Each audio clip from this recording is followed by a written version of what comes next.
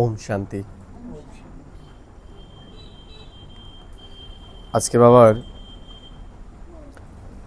13ই March 2026 Murali. বাবা বলছেন, मीठे बच्चे, तुम्हें श्रीमत पर तत्व सहित सारी दुनिया को पावन बनाने की सेवा करनी है। কি বললো বাবা? বাবা বলছে तुम्हें श्रीमत पर तत्व सहित सारी दुनिया को पावन बनाने की सेवा करनी। বাবা বলছে আমাদের শ্রীমত অনুসারে তত্ত্ব সহিত এই সারা দুনিয়াকে পবিত্র বানানোর সেবা করতে হবে। তত্ত্ব সহিত, তত্ত্ব সহিত মানে তত্ত্ব কয় প্রকার? 5 তত্ত্ব, তাই তো? তাহলে তত্ত্ব সহিত বাবা বলছে এই সম্পূর্ণ দুনিয়াকে আমাদের পবিত্র বানাতে হবে। কি করে করব? কি করে করব? मनसा वाचा करवाना। बाबुल जी सबको सुख और शांति का रास्ता बताना है।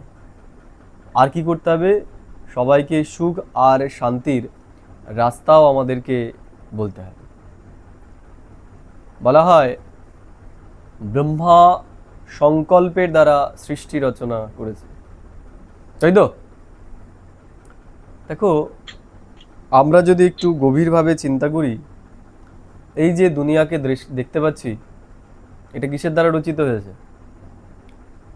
এই যে পিলারটা তৈরি হয়েছে, কিভাবে তৈরি হয়েছে? কিভাবে? সংকল্পের দ্বারাই। কারো সংকল্প হয়েছে যে এইভাবে আমি তৈরি করতে পারি। এই ফ্যানটা কিভাবে তৈরি হয়েছে? সংকল্পের দ্বারাই। কেউ সংকল্প করেছে এরকম এরকম এরকম এরকম ভাবে ভিজুয়ালাইজ করেছে, তারপর সেটা রূপ পেয়েছে। তাহলে এই যে যা কিছুই আমরা দেখতে পাচ্ছি, এই ফোনটাও প্রথমে কারো সংকল্পে এসেছে যে এরকম একটা ডিভাইস তৈরি করব, তারপরে তৈরি হয়েছে, তাই তো? তাহলে এই দুনিয়াতে যা কিছুই তৈরি হয়, সব কিছুই প্রথমে কোথায় আসে? সংকল্পে আসে। প্রথমে সংকল্পে আসে, তারপরে সেটা সাকারে রূপ পায়। কথায় আছে এই দুনিয়াতে আমরা যেটা বিশ্বাস করতে পারি সেটাই হতে পারে, যেটা মানুষ বিশ্বাস করতে পারে সেটা হতে পারে। যদি মানুষ বিশ্বাস না করতে পারে তাহলে হবে না। কেউ একজন ভেবেছিল যে রকেটে করে একদিন চাঁদে যাবো এই পৃথিবী থেকে, হয়েছে?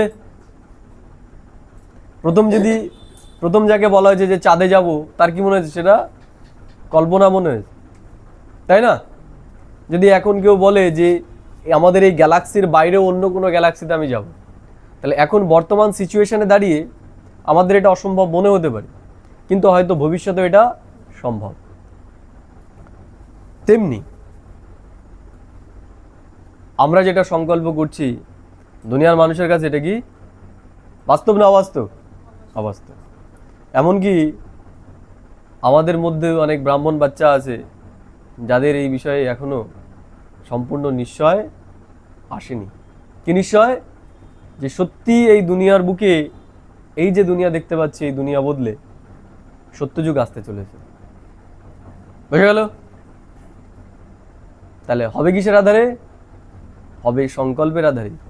কাদের সংকল্প? যাদের সংকল্পের ভেতরে এই নিশ্চয়টা আছে। কি নিশ্চয়? এই দুনিয়া বদলাতে চলেছে। দেখবে অনেকে একটা কথা বলে যে ভোরের স্বপ্ন সত্যি হয়। বলে কি করে হয়? বাবা দেখো আমাদেরকে বলে যে অমৃতবেলার যোগ হচ্ছে সব থেকে শ্রেষ্ঠ যোগ। অমৃতবেলা আর হচ্ছে কখন? রাতের বেলা সোয়া। তাহলে এর ভিতরে বিজ্ঞান কি আছে? বাবা কেন বলছে যে অমৃতবেলার যোগ করা উচিত, সারা দিনের থেকেও অমৃতবেলা করা উচিত? কেন বলে? শান্ত পরিবেশ। তাতে আমার কি? কানেকশন চলে যাবে। তাহলে মনে করো আমাদের এখানে তো সকাল, তাহলে বাকি অন্য জায়গায় তো সেটা সকাল না হতে পারে। আমাদের এখানে রাত, তা কোনো জায়গায় সেটা কি সকাল হচ্ছে, তাহলে সব জায়গায় তো শান্ত নয়। পার্টলি আমি বলতে পারি এই জায়গাটা শান্ত। দেখো আমাদের সাথে সেটাই হয় যেটা আমাদের অবচেতন মন বিশ্বাস করে। আমরা যে চলছি না, আমরা যা কিছুই করছি আমাদের অবচেতন মনের দ্বারাই করছি। আমাদের অবচেতন মন এর যে দরজা, এটা খোলা থাকে দুটো টাইমে। একটা হচ্ছে ঘুমোতে যাওয়ার ঠিক আগের মুহূর্ত, যখন আমরা চেতন থেকে অবচেতনের দিকে যাই। আমরা যে স্বপ্নগুলো দেখি সব কোথায়? সব অবচেতনে, চেতনা থাকে না তো, বোঝা গেল? তাহলে এই যে যখন আমরা ঘুমোতে যাচ্ছি আর যখন আমরা ঘুম থেকে উঠছি, এই সময় আমাদের অবচেতন মনের দরজা পুরোপুরি খোলা থাকে। এই সময় আমরা যেই সংকল্পটা করব সেটাই আমাদের অবচেতনের মনে চলে যাবে, এবং যেটা আমাদের অবচেতন মনে চলে যাবে সেই অনুসারে আমাদের অ্যাক্টিভিটি তৈরি হবে, আচরণ তৈরি হবে।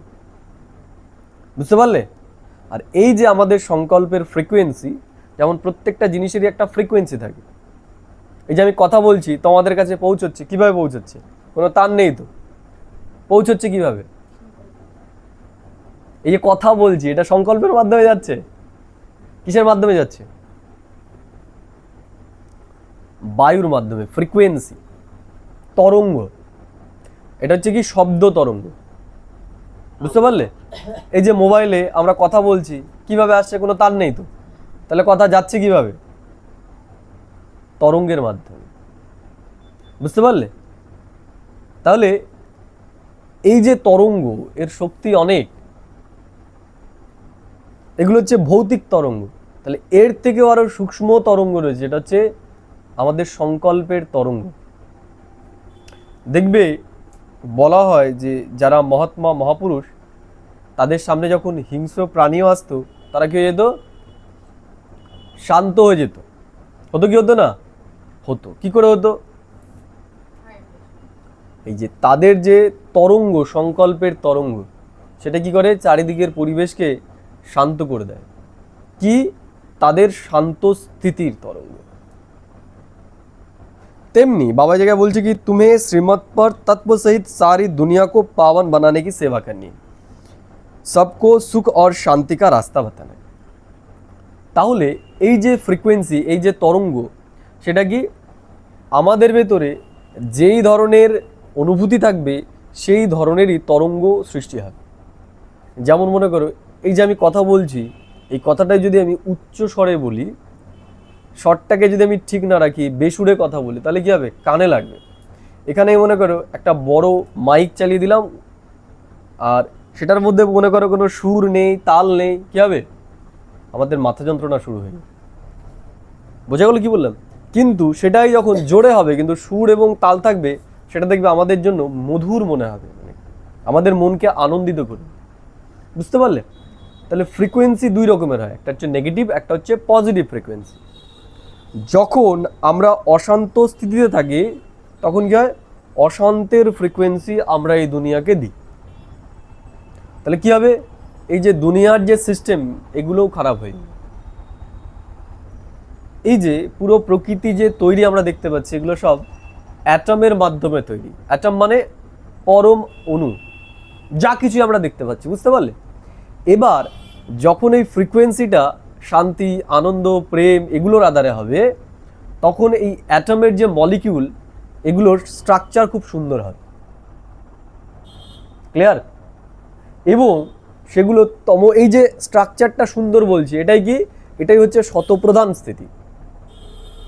আর যখন আমরা নেগেটিভ চিন্তা করি, এই যে পারমাণবিক যে গঠন, এটা ডিস্টার্ব হয়ে যায়। তখন প্রকৃতির তত্ত্বগুলো অপবিত্র, ইমপিওর হয়ে যায়। এটার উপর খুব ভালো একটা পরীক্ষা করেছে জাপানের একজন বিজ্ঞানী, যার নাম হচ্ছে টমোকো মাসারো।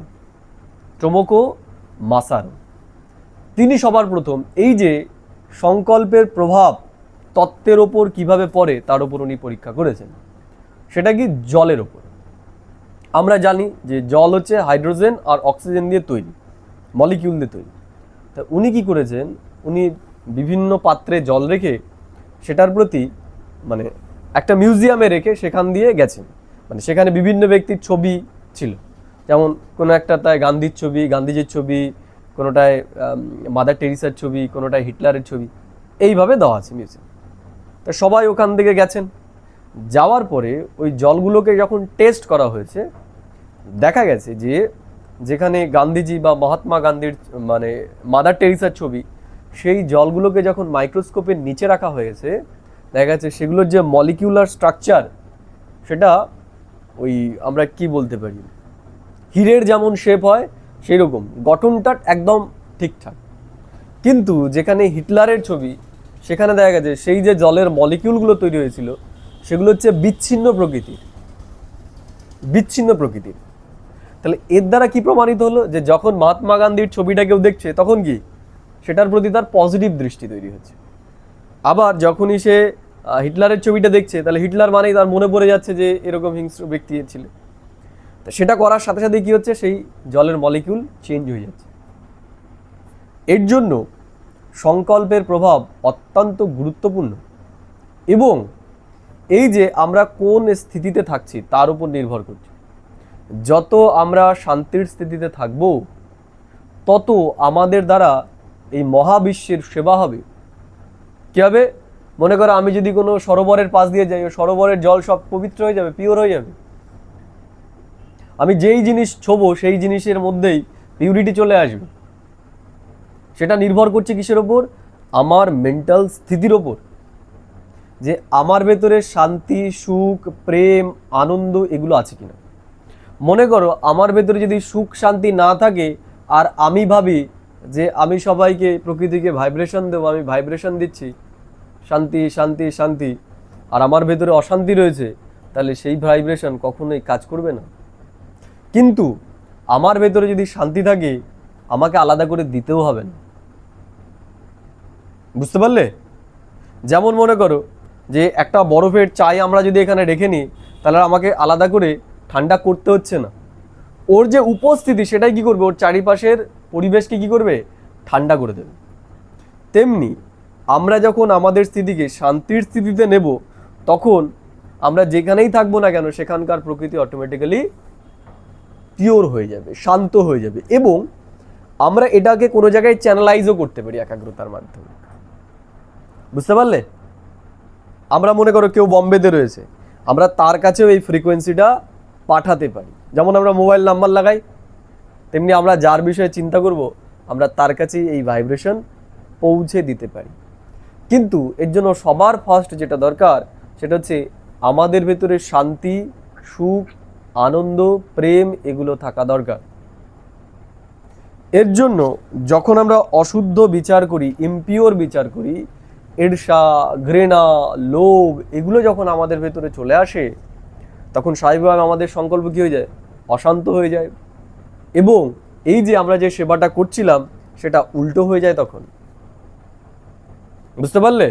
মনে করো আমি অমৃতবেলা শান্তির ওই রকম করলাম, আর সারাদিন আমি অশান্তি থাকলাম, তাহলে ওইটুকু সময় তো আমি সেবা করলাম, কিন্তু সারাদিন আমি কি করলাম, ওইটাকে মাইনাস করে ফেললাম। এর জন্য বিধিটাকে এবং সায়েন্সটাকে আমাদের বুঝতে হবে। এবং এর জন্যও যেটা দরকার, আমরা যখন অমৃতবেলা করছি সেই সময় আমার বুদ্ধির স্থিরতাও দরকার। এর জন্য কোয়ালিটি সম্পন্ন ঘুমও দরকার। আমি শুধু হাজিরা হুজুর দিলাম, মনে করো অমৃতবেলা উঠলাম, কিন্তু আমার বুদ্ধিতে চিন্তা হচ্ছে না, আমার ঘুম ঠিকঠাক হয়নি, তাহলে আমার যোগও লাগবে না। বুঝতে পারলে? আমি দেখা গেল 1 ঘন্টা 2 ঘন্টা 3 ঘন্টা করলাম, কিন্তু কোয়ালিটি সম্পন্ন যোগ আমার হলো না, আমার বুদ্ধি মনে করো বিক্ষিপ্ত হচ্ছে, নেগেটিভ নিয়ে চিন্তা করছে, তাহলে আমি সেবা করলাম না, ডিসসার্ভিস করলাম। এই জন্য এক তো আমাদের কোয়ালিটি সম্পন্ন যোগ এখন করতে হবে। 5 মিনিট যদিও আমরা করি, সেটাও একাগ্রতার সহিত, পজিটিভ চিন্তনের সহিত, আর সারাদিনে আমাদের ভেতরে যেন কোনো নেগেটিভ চিন্তা না আসে। আমাদের সচেতন থাকতে হবে এই বিষয়ে। কারণ আমি যখনই রেগে গেলাম, আমি দুনিয়ার কি করলাম, ডিসসার্ভিস করে ফেললাম, আমি চারিদিকের পরিবেশে অশান্তির বায়ুমণ্ডল ছড়ালাম। বোঝা গেল? এর জন্য দেখবে যেই বাড়িতে ভীষণ পরিমাণে কলহ এবং ক্লেশ হয়, সেই বাড়িতে গেলে পরে আমাদের গা ভার হয়ে যায়। বুঝতে পারলে? এই যে আমরা মধুবন যাই, কেমন লাগে? দেখবে আমাদের ওখানে যোগ লাগাতে হয় না, যোগ লেগে যায় অটোমেটিক্যালি। কারণ কি, ওখানে সবাই এই ধরনের পজিটিভ চিন্তনের মধ্যেই রয়েছে। আর আমরা যেখানে রয়েছে এখানে লাগাতে হচ্ছে, কারণ এখানে যারা রয়েছে সব অশান্ত বিচারে রয়েছে। এর জন্য এইটাকে জানতে হবে, আমি অমৃতবেলা শান্তির ভাইব্রেশন দিলাম আর সারাদিন অশান্তি করছি, তাহলে সেটা কাজে লাগবে না। এই জন্য বাবা কি বলছে? শ্রীমত অনুসারে। তাহলে বাবার শ্রীমত কি?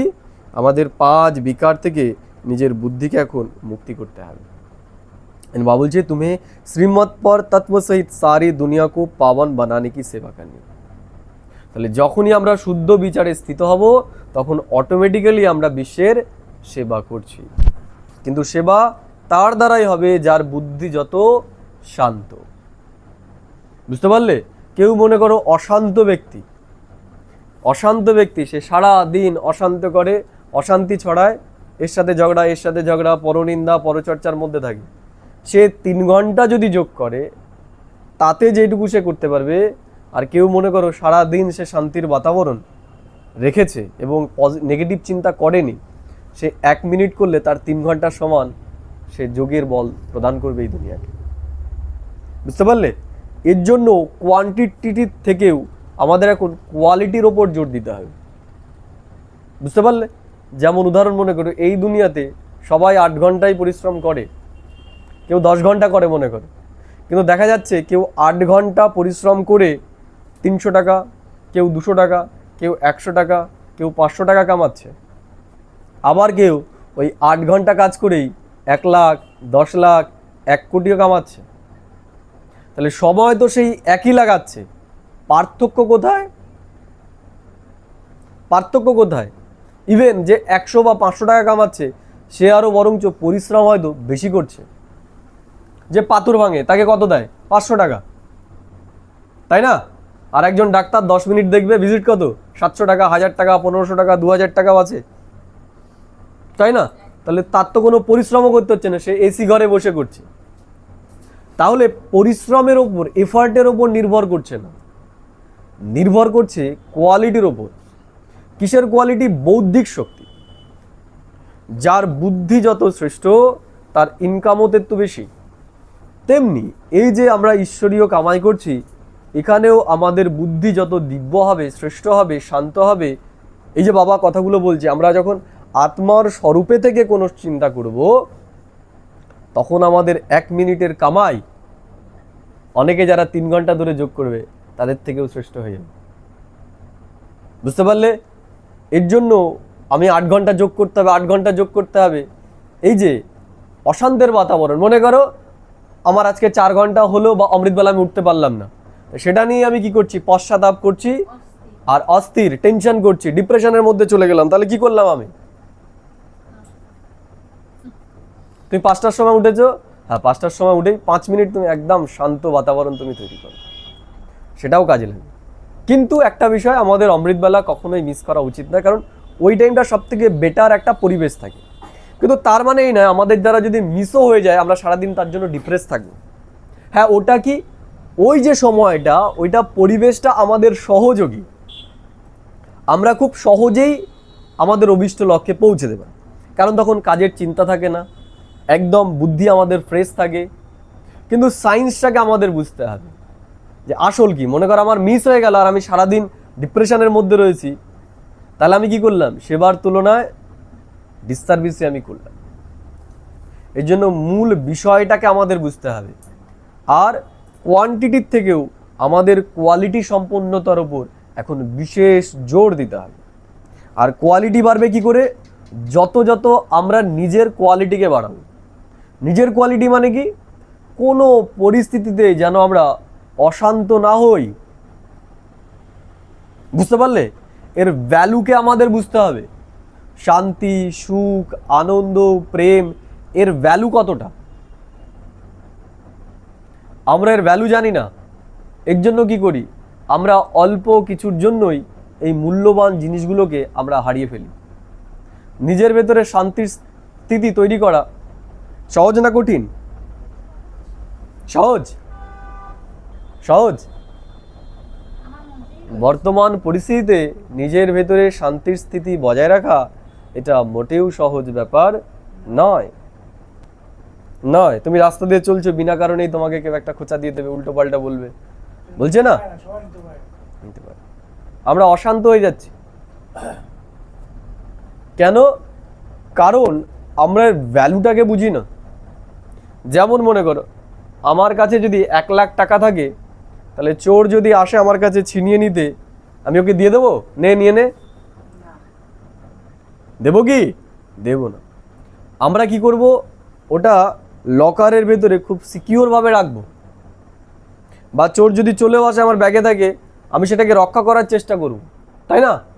টাকার অ্যামাউন্ট যদি বেশি হয়, প্রাণ দিয়েও রক্ষা করার চেষ্টা করব। করবো কি করবো না? কারণ সেটাকে আমি বুঝতে পারছি এটা আমার সম্পদ। তেমনি মনে করো কেউ আমাকে একটা উল্টো পাল্টা কথা বললো, পাগল বললো, ছাগল বললো, ভণ্ড বললো, তাই না, সাধু বললো, এই যে কথাগুলো বললো, তাহলে আমরা কি করি?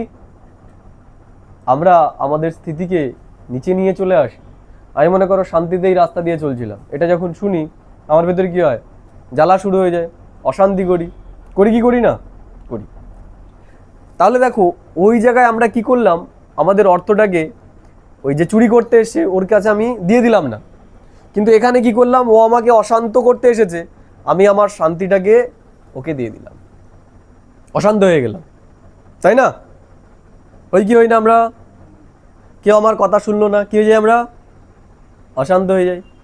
তাহলে এই যে যা কিছুই আমরা করছি, টাকা পয়সা ইনকাম করা, কেন করছি? করছিটা কেন? শান্তির জন্য। কি করলাম? অশান্ত হয়ে গেলাম। এবার এটা তো আমার শান্তি নষ্ট হলো। এবার প্রকৃতির জন্য আমি কি ক্ষতি করলাম? আমি যখনই অশান্ত হয়ে গেলাম, আমার আশেপাশের যে প্রকৃতি রয়েছে, আত্মারা রয়েছে, আমি তাদেরকেও অশান্তির ভাইব্রেশন দিলাম, অর্থাৎ তাদের শান্তিকেও আমি নষ্ট করলাম। ক্লিয়ার? এখানেই মনে করো যদি অশান্ত একজন কেউ বসে থাকে, বা আমি মনে করো দুটো খারাপ কথা বলে দিই, তাহলে এই জায়গার বাতাবরণ কি হয়ে যাবে? এখনই খারাপ হয়ে যাবে। তাহলে এই যে আমি অশান্তিতে থাকলাম, মানে অশান্ত হয়ে গেলাম, আমার নিজেরটা তো আমি নষ্ট করলামই, তার সাথে সাথে এই বাতাবরণকেও আমি খারাপ করলাম। তাহলে এখন এই শান্তির ভ্যালুটাকে আমাদের বুঝতে হবে। লাখ কোটি টাকার থেকেও ইম্পর্টেন্ট হচ্ছে বর্তমান সময়ে আমাদের স্থিতি। কারণ আমাদের স্থিতির আধারেই এই দুনিয়া বদলাতে চলেছে।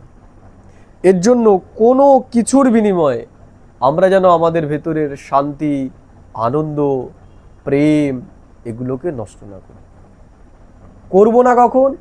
যখন এর ভ্যালুটাকে আমরা বুঝবো। যখনই কারো কথা আমাকে অশান্ত করছে, তখনই আমাকে প্রশ্ন করতে হবে যে আমি এত কিছু করছি কিসের জন্য? আমি এত কিছু করছি কিসের জন্য? শান্তির জন্য। তা ওর বলাতে যদি আমি সেটা নষ্ট করে ফেলি, তাহলে আমাকে কি বলা হবে? চালাক বলা হবে না বোকা বলা হবে? কি বললাম আমি? চালাক না বোকা? কেটে কেটে যাচ্ছে।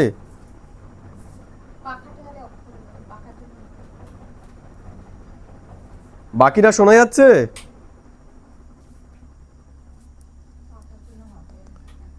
বাকিরা শোনা যাচ্ছে? আনন্দদা ক্লিয়ার আসছে কথা? হ্যাঁ, এখন একটু কেটে কেটে যাচ্ছে। ও কেটে কেটে যাচ্ছে। ঠিক আছে, আর একটু অসুবিধা হলে বল। হ্যাঁ, যদি অসুবিধা তাহলে বলবে। তাহলে কি বললাম? যে এর ভ্যালুটাকে আমাদের বুঝতে হবে। যখনই আমাদের ভেতরে অশান্তি আসছে, তখনই নিজেকে প্রশ্ন করতে হবে যে আমি এত কিছু করছি কেন? বুঝতে পারলে? যেমন টাকার বিষয়ে আমাদের সচেতনতা আছে যে টাকাটা কত মূল্যবান, তেমনি আমাদের শান্তির মূল্য, প্রেমের মূল্য, আনন্দের মূল্য, স্নেহের মূল্য এগুলোকেও বুঝতে হবে। এর জন্য বাবা বলে, সুখ দাও সুখ নাও, প্রেম দাও প্রেম নাও। দেওয়াটা যত গুরুত্বপূর্ণ, নেওয়াটা তার থেকেও বেশি গুরুত্বপূর্ণ। বুঝতে পারলে? আমাদেরকে যদি কেউ প্রেম দেয়ও, যদি আমরা সিস্টেম না জানি কিভাবে নিতে হবে, তাহলে আমরা প্রেম অনুভব করতে পারবো না। বোঝা গেল? বর্তমান সময় মানুষের ভেতরে প্রেম আছে না নষ্ট হয়ে গেছে? আছে? নষ্ট হয়ে গেছে। কেন জানো? মনে করো তুমি কারোর সাথে 10টা ভালো করলে আর একটা খারাপ করলে, কোনটা মনে রাখবে? একটা মনে রাখবে। তাহলে যখন আমরা খারাপ কিছু মনে রাখি তার প্রতি আমাদের প্রেম হয় না ঘৃণা হয়? ঘৃণা হয়, তাই তো নাকি? কেউ আমাকে মনে করো একটা গালাগাল দিয়েছে, আমি যদি সেইটাকে মনে রাখি তার প্রতি আমাদের প্রেম জন্মাবে না ঘৃণা জন্মাবে? কে? ঘৃণাই জন্মাবে। তাই তার আগে তো সে 10টা জিনিস করেছে, তাহলে সেটা মনে রাখলাম না কেন? এর জন্য এখন তো সিস্টেমটা উল্টো হওয়া উচিত। কেউ যদি আমাদের সাথে একটা ভালো করে 10টা খারাপ করে, তাহলে 10টা খারাপকে ভুলে গিয়ে আমাদের কে ওই একটা ভালোকে রাখতে হবে। কেন রাখতে হবে? ওটা ওর জন্য নয়, এটাও নিজের জন্য। কারণ আমি যখন ওর ভালোটা দেখব, ওর ভালোটাকে মনে রাখবো, তাহলে আমার ভেতর থেকে প্রেমের ফ্রিকোয়েন্সি এই দুনিয়াতে যাবে। কিন্তু আমি যখনই নেগেটিভ চিন্তা করব, আমার ভেতরে কি ঘৃণা, নফরতের ফ্রিকোয়েন্সি এই দুনিয়াতে যাবে। সবার প্রথমে তো আমি নিজের ক্ষতি করছি, প্লাস আমি এই দুনিয়ারও ক্ষতি করছি।